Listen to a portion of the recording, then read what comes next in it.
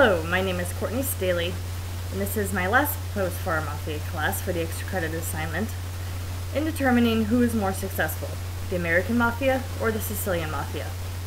I think that in determining who is more successful, it is important to define what we consider as being successful. If you consider popularity as being successful, then the American Mafia was definitely more successful than the Sicilian Mafia.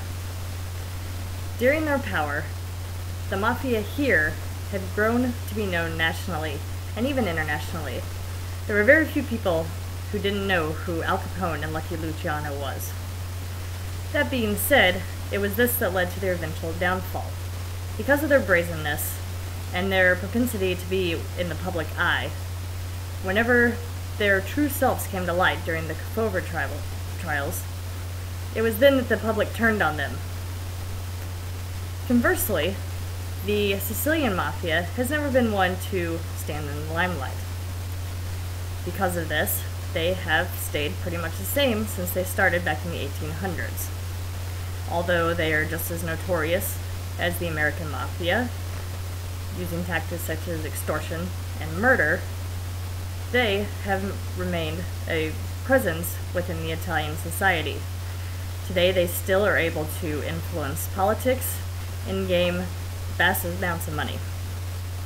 So, if you consider longevity as the defining factor of who is successful and who is not, then it is the Sicilian Mafia who wins out.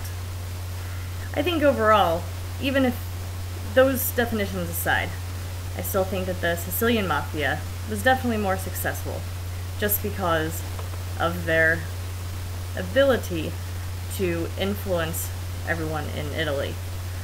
Now, today, here in America, nobody would put up with the antics of the American Mafia that happened back in the 1920s. People just got sick of it.